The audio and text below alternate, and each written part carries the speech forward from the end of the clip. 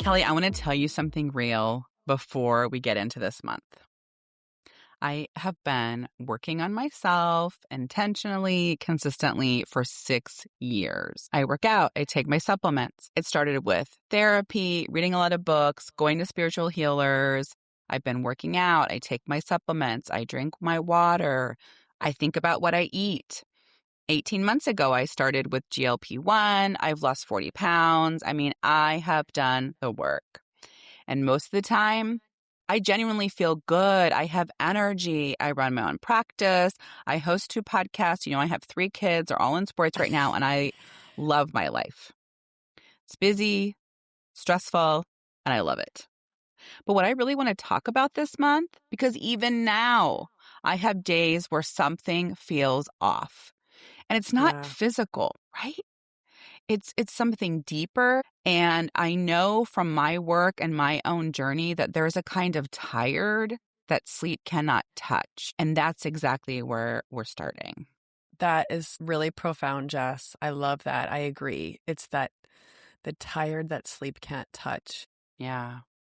And, just hearing you say what you just said, I hope you also realize like how truly amazing you are and how amazing other women I can't out even there accept a compliment. Why did I feel start crying? the same way. Like, don't compliment me. I can't handle it. You should listen to this episode afterwards to hear what you just said. And then you might be like, that's not me, that's somebody else. That person's cool. Yeah. She's doing all the things. Yeah. Hi, everyone. Welcome back to Chasing Brighter. I'm Kelly. I'm Jessica. And this is our Energy and Overwhelm month. And we are getting real about what actually drains us, what actually restores us, and the exhaustion that lives underneath an otherwise ordinary life. So let's go. So let's name what this actually feels like. Because I think we've normalized it to a point where we stop recognizing it as something worth paying attention to. Yeah. For me, it shows up as this kind of low grade irritability or unsettling. Yeah. I'm fine. I'm functional. Maybe I don't have as much patience as I used to. But the guilt about being short burns even more energy, that's the thing. I feel like some days when I'm even short with myself, with my kids or anything else, it just totally depletes me further. And then I feel even worse. It's like this loop. Yeah. And that loop that you're talking about, snap, guilt, deplete further, that is a feedback loop and it's not a character flaw. And I see this all the time in my practice. And obviously I experience this myself, right? And I've been talking about the things that you and I have been doing, right? Going to bed early, having a quiet evening, setting boundaries, the things that restore our physical energy. They don't always touch the deeper layer. I know I've had to learn that difference, right? And I know that's why I loved what we talked about in March about the different kinds of energy, right? And it's not just physical energy and mental energy. The end, we have all of these different kinds of energies. And there is a kind of exhaustion that lives in holding things, holding the schedule, the emotional temperature, other people's worries. And that's not on any wellness checklist that we're going to find on Instagram, right? And for me, this is so interesting as we explore the body. Healing is my hobby. I've been talking about trauma and how we hold it in our body. And so I think for me, and probably for you too, Kelly, do you think you hold a lot of this in your brain? And you don't notice how it feels in your physical body, like the emotional labor of the household? 100%. I also feel like it's sometimes where it's taking that moment to know that something isn't feeling right. And it's I'm way too, that's where I feel like there's this loop because it's all of a sudden I'm way too down the path until I really take that moment. And so, the tricky part for me is that there's no single cause. Right. And it's that's where you sit and why am I feeling this way? No one is in crisis. Yeah, you can't like There's pinpoint this one Yeah, thing. there's no specific thing. It just sort of builds up like an accumulation. 1,000 small asks that seem perfectly reasonable on their own, but then just sort of like, then someone asks for something, one more thing, and it just, something in it just doesn't feel right. And the person on the other end, it's usually my kids, are like, what the heck? Like, you get me, like all of a sudden you're like not being nice. And I was doing the same thing I did yesterday. Yeah. Yeah. And I think like what you're saying, because it's not one thing, because it's not a crisis, I think it's hard to name. And then it's hard for us to justify taking seriously. And I totally believe this, that you can love your life and be genuinely depleted by it. I say this to myself, I say this to my clients because I really do love my life, but I know from the outside my life may look chaotic or busy, but I feel like we work really hard to have a good balance of things, but that doesn't mean it's not exhausting and doesn't take a toll sometimes where you suddenly feel totally depleted. Yes. So what do we do with this? Because I don't want to leave people sitting in this sort of like recognition without somewhere to go. Like we start to feel this, but it's like, now what? Yeah. Yeah. Totally. I think the first thing is, and I know this is so boring and this is totally the therapist in me, but just how important it is to name it and say it out loud.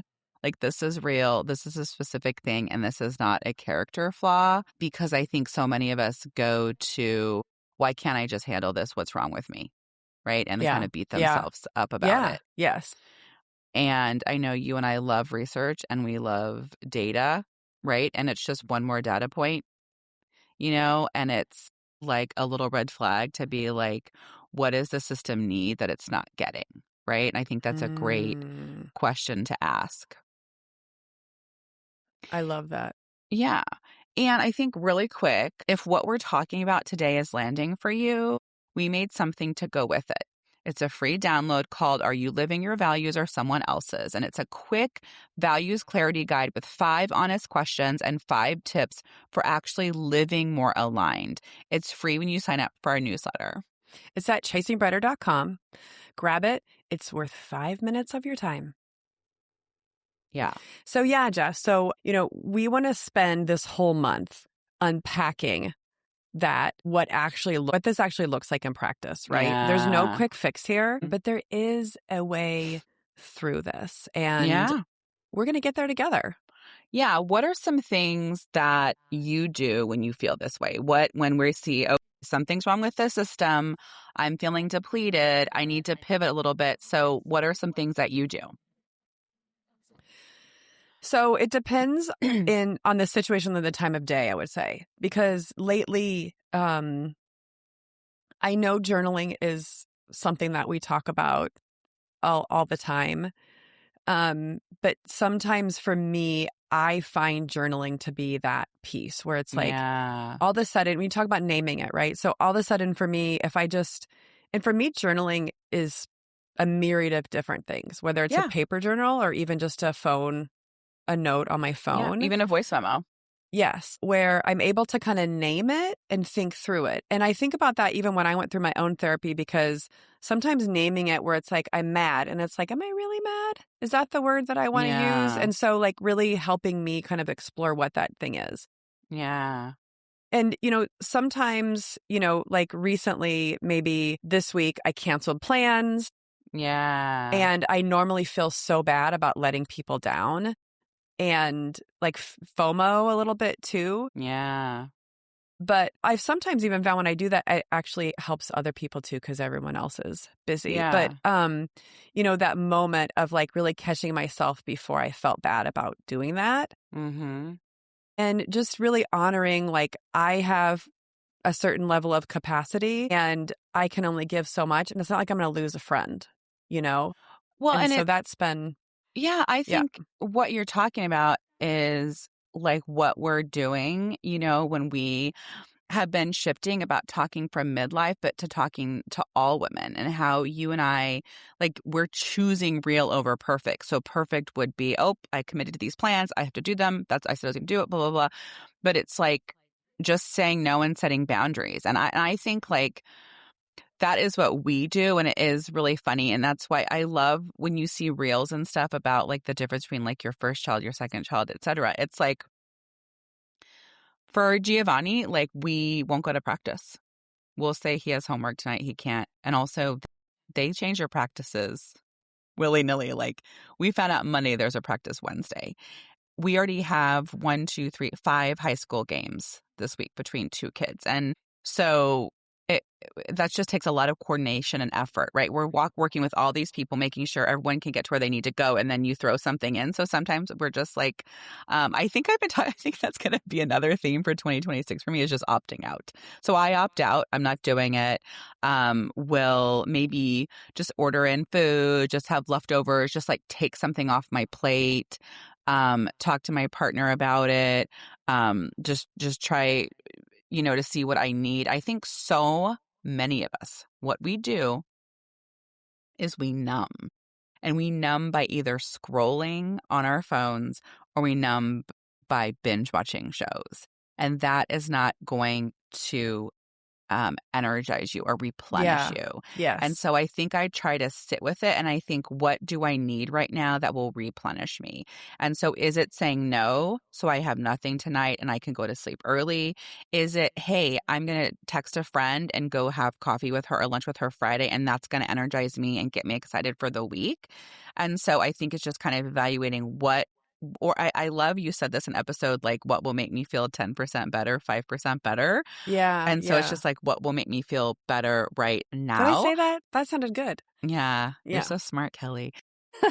But I think it's not that I don't remember saying those things. I even like opt out of not going to like a kid's game or just asking for help. It's a really big deal for me to ask for help. So maybe I'm like, hey, can you take this kid to practice? Or, there's a mom where I'm like, can you just take Gio? And I like didn't do that with Gabby and Dom. And so with my third, I'm like asking for help or dropping, like we've talked before about, I've been the one mom, I've been bringing my sneakers. I'm like, let's walk during practice. What I really need is to move around and talk with someone.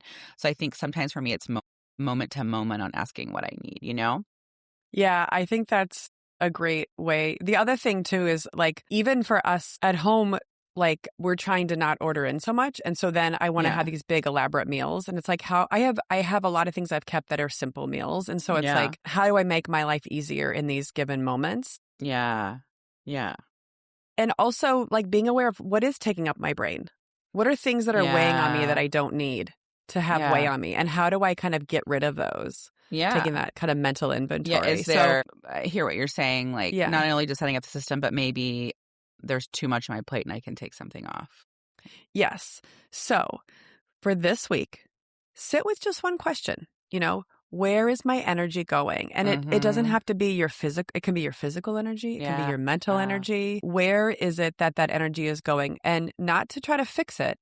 You don't need to build some sort of plan, but just kind of be aware of it. Yeah. Because we really can't start that change without really seeing what that is. Yeah. Like, you don't need to diagnose yourself as broken, right? When you feel bone deep tired this week, this is your permission slip, right? Just to kind of ask, just say it out loud and think in your head, this is information and something needs to shift, and let that be enough. I love, we're calling that your brighter move for the week, right? So your brighter move for this week, like Kelly said, is just asking yourself that question. Before we go this month, like we've told you, we put together a free download to go alongside everything we're going to be talking about in April. And it's called, Are You Living Your Values or Someone Else's? And it's a values clarity guide. 5 questions to help you figure out what you actually value versus what you're performing. And 5 real tips for starting to live more aligned. And I want to say, this is not just one of those downloads that sits in your inbox forever. It's genuinely 5 minutes. Justin and I put a lot of work into this to really make sure it's going to be worth your time. And those questions are the kind that really stick with you. Yeah, we made it because this is the work we're both doing ourselves. And if April has been hitting home for you, this is the next step. And it's completely free. You just sign up for our newsletter at chasingbrighter.com/newsletter, and it comes straight to you. If you want to see what we're up to and what we're buying, thinking about, wearing, please follow us on socials at Chasing Brighter. And next week, we're going one layer deeper. We're talking about why capable, high-functioning women keep hitting invisible walls and why trying harder is genuinely the wrong answer. It's about capacity, and it quietly reframes everything. You don't want to miss it. See you next week.